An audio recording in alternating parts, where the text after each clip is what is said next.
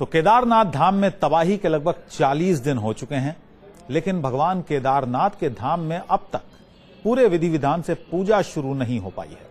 मुख्यमंत्री विजय बहुगुणा हाल ही में केदारनाथ धाम की यात्रा पर पहुंचे थे। वहां उन्होंने औपचारिक रूप से पूजा करने के बाद उम्मीद जताई थी कि जल्द ही मंदिर में पूजा पुराने विधि विधान से शुरू होगी।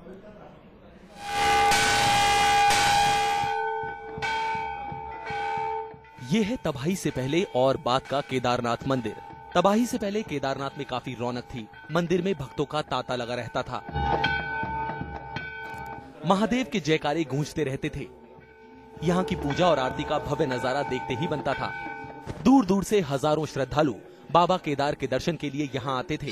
कुछ समय पहले तक जहाँ लोग महादेव के जयकारों और उद्घोष के साथ गर्भगृह के दर्शन के लिए कतारों में खड़े रहते थे, वहाँ अब सन्नाटा पसरा हुआ है।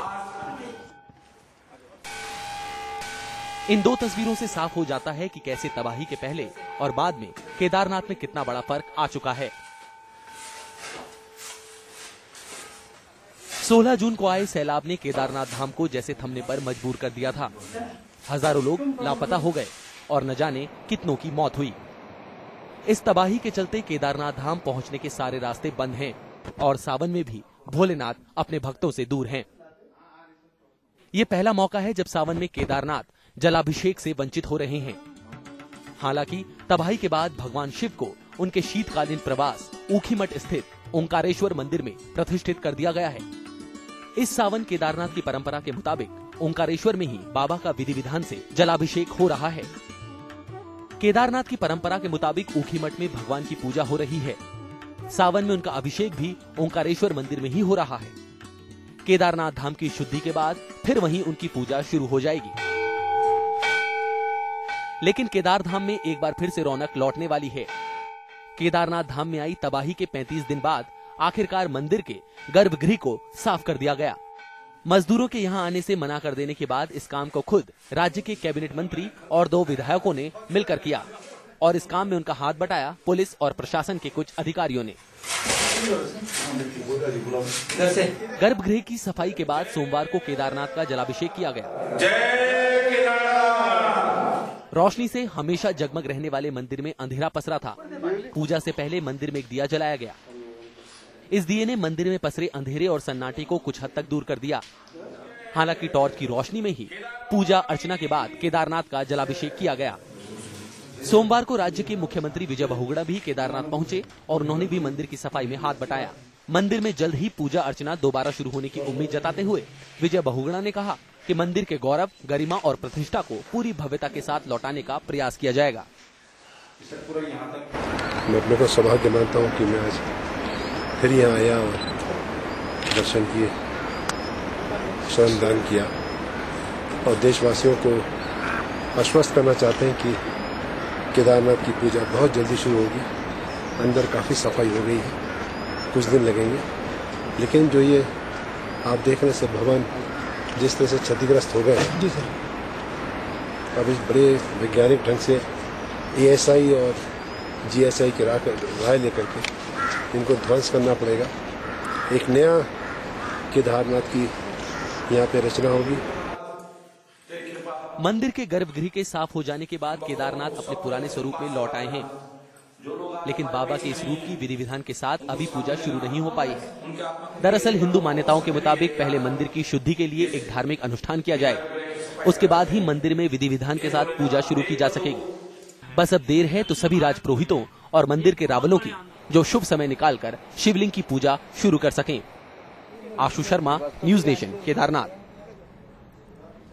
खतरा सिर्फ केदारनाथ धाम पर ही नहीं मंडरा रहा है, तबाही के बादल बद्रीनाथ धाम पर भी मंडरा रहे हैं। बद्रीनाथ धाम के ऊपरी पहाड़ों पर बनी आर्टिफिशियल झील सतोपंथ ने भी लोगों के माथे पर परेशानी की लकीरें खींच दी हैं। लोगों को डर है कि ये झील भी बद्रीनाथ धाम को उसी तरह नुकसान पहुंचा सकती है जैसे कि गांधी सरोवर ने केदारनाथ धाम को पहुंचाया था।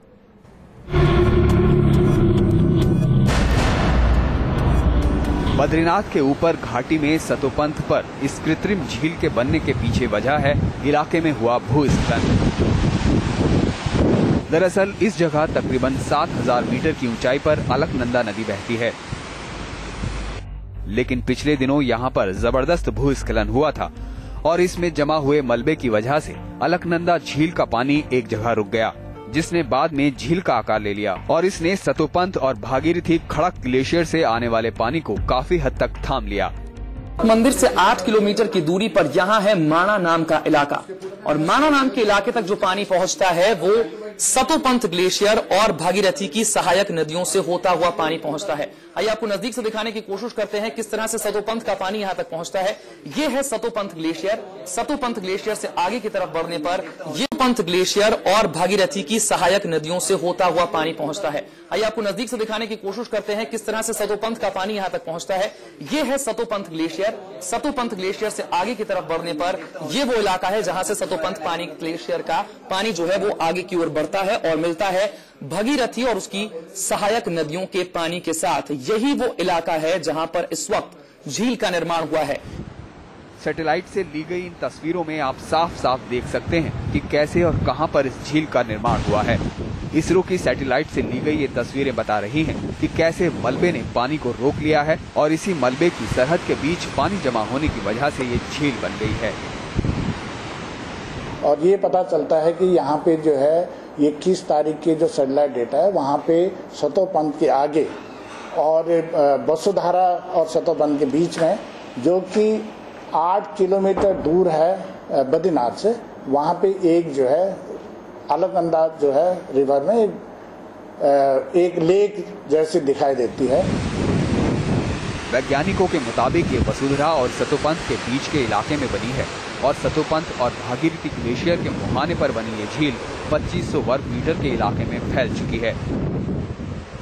जहां तक ये लेक है, इसका जो टोटल जो एरिया हमने निकाला बहुत ज्यादा नहीं है, 2553 मीटर स्क्वायर पे ये लेक है। अगर बद्रीनाथ से इस झील के फासले की बात की जाए तो ये तकरीबन 8 किलोमीटर का है। बद्रीनाथ से वसुधरा का फासला तकरीबन 4 किलोमीटर का है और झील से वसुधरा का फासला भी तकरीबन इतना ही है। भारी संख्या में जो मलबा है वो यहाँ पर जमा हो गया है और इस मलबे के कारण जो झील का एक तरफ है वो अवरुद्ध हो चुका है। इसी के कारण यहाँ पर झील का जो पानी है वो भर गया है और अब जो खतरा है वो ये है कि अगर भारी बारिश होती है तो फिर इस झील का एक हिस्सा टूट सकता है और इसका पानी बद्रीनाथ मंदिर की ओर आगे बढ़ सकता है। बद्रीनाथ मंदिर यहां से सिर्फ 8 किलोमीटर की दूरी पर है और माणा से लेकर बद्रीनाथ के बीच एक ढाल है और यही ढाल पानी के बहाव को और तेज कर सकती है। वैज्ञानिक और मौसम विभाग इस झील को लेकर पूरी तरह अलर्ट पर हैं और वो पल पल इस झील में हो रही गतिविधियों पर नजर रखे हुए हैं। Team news nation. तो सतोपंथ पर बनी इस झील के बनने से सिर्फ बद्रीनाथ ही नहीं बल्कि घाटी के अंदर बसे कई इलाके पर भी खतरा मंडरा रहा है। आइए इस रिपोर्ट के जरिए हम आपको बताते हैं कि कहां और कैसे इस झील का पानी सैलाब बनकर उतर सकता है। सतोपंथ और भागीरथी ग्लेशियर घाटी के ऊपरी हिस्से में बना हुआ है और जहां इन दोनों ग्लेशियर्स का संगम होता है वहां से बद्रीनाथ घाटी का रास्ता शुरू होता है। इन तस्वीरों में आप देख सकते हैं कि कैसे भाग्यनु बैंक नाम की इस जगह के ठीक नीचे झील बनी हुई है और इसी जगह से अलकनंदा नदी भी बहती है जो सीधे बद्रीनाथ तक जाती है। पूरी तरह से पहाड़ियों के बीच घिरा ये है बद्रीनाथ का मंदिर। आइए आपको समझाने की कोशिश करते हैं किस तरह से बनी है यहाँ पर बद्रीनाथ की भौगोलिक स्थिति। पहाड़ों से घिरा हुआ ये बद्रीनाथ मंदिर है और इसके आसपास का जो इलाका है वो पहले ही बाढ़ के कारण वहां पर काफी नुकसान हुआ है, लेकिन साथ ही साथ यहाँ आसपास जो आप देख रहे हैं ये यहाँ पर जो पानी बहता है वो भगीरथी की सहायक नदियों और सतोपंथ ग्लेशियर से आता हुआ पानी है। अभी जो स्थिति निर्माण हुई है उसके बारे में आपको समझाने की यहाँ पर हम कोशिश करते हैं। बद्रीनाथ से 8 किलोमीटर की दूरी पर है माणा नाम का इलाका और माणा नाम के इलाके से इस तरफ जो आप देख रहे हैं गूगल अर्थ के जरिए सतोपंथ ग्लेशियर नाम की जगह है जहां से पानी लगातार बद्रीनाथ की ओर बढ़ता है। साथ ही साथ सतोपंथ ग्लेशियर की ओर से जो पानी बढ़ता है वो आगे जाकर भगीरथी नदी से आते हुए पानी के साथ मिल जाता है जो कि भगीरथी की सहायक नदियों से आता हुआ पानी है। ये जो इलाका आप देख रहे हैं ये है सतोपंथ ग्लेशियर का इलाका जहां से पानी इस इलाके से होता हुआ यहां तक पहुंचता है। ये है भगीरथी और उसकी सहायक नदियों का इलाका और आपको नजदीक से दिखाने की कोशिश करते हैं। यहां जो इलाका है इस वक्त यहां पर एक झील का निर्माण हो चुका है। अगर कहीं खुदा न खास्ता इस इलाके में तेज बारिश हुई तो मलबे से बने झील के किनारे धराशायी हो सकते हैं और ऐसे हालात में झील का पानी सीधे घाटी में उतर सकता है। ये जो इलाका आप देख रहे हैं ये है सतोपंथ ग्लेशियर का इलाका, जहां से पानी इस इलाके से होता हुआ यहां तक पहुंचता है। ये है भगीरथी और उसकी सहायक नदियों का इलाका। और आपको नजदीक से दिखाने की कोशिश करते हैं। यहां जो इलाका है इस वक्त यहां पर एक झील का निर्माण हो चुका है। ये जो झील है वो सतोपंथ पानी के ग्लेशियर और भगीरथी की सहायक नदियों से जो पानी यहां पर पहुंचता है उसके जरिए निर्माण होता है। यही जो झील है इसका एक तरफ अवरुद्ध हो चुका है और इसके अवरुद्ध होने से क्या स्थिति पैदा होगी ये हम आपको समझाने की कोशिश करते हैं।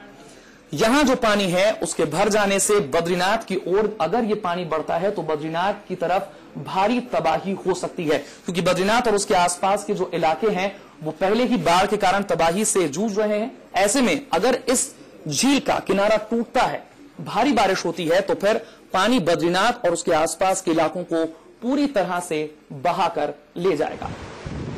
बद्रीनाथ मंदिर के ढलान पर है और अगर झील में जमा पानी अलकनंदा नदी में चला गया तो अलकनंदा का जल स्तर तेजी से बढ़ जाएगा और बद्रीनाथ धाम भी इस पानी की चपेट में आ जाएगा। वैज्ञानिकों के मुताबिक खतरा सिर्फ पानी से ही नहीं बल्कि साथ में आने वाले मलबे से भी होगा, ठीक वैसे ही जैसा कि केदारनाथ में हुआ था। केदारनाथ में आए सैलाब में पानी के साथ ही टनों मलबा भी घाटी में उतर आया था, जो सैकड़ों लोगों की मौत की वजह बन गया था। केदारनाथ में तबाही का तांडव अभी तक लोगों के जहन में बसा हुआ है। ऐसे में बद्रीनाथ पर खतरे की दस्तक ने सबकी नींद उड़ाकर रख दी है। हालांकि वैज्ञानिक अभी इस खतरे को लेकर ज्यादा आशंकित नहीं है। वैज्ञानिकों के मुताबिक झील का पानी धीरे धीरे रिस भी रहा है, जिससे ये उम्मीद बनी हुई है कि कुछ वक्त में झील का पानी कम हो जाएगा। लेकिन अगर इस बीच कहीं बारिश हो गई तो ये पानी बद्रीनाथ मंदिर के लिए आफत का सबब बन सकता है। मोहित राज दुबे के साथ टीम न्यूज नेशन। तो क्वेश्चन आवर में आज इतना ही, और खबरों के लिए आप हमारी वेबसाइट newsnation.in पर भी लॉग ऑन कर सकते हैं। थोड़ी देर के लिए यहां पर रुक रहे हैं, थोड़ी देर बाद मेरे साथ देखिए नेशन@10, जिसमें होंगी दिन भर की 10 बड़ी खबरें।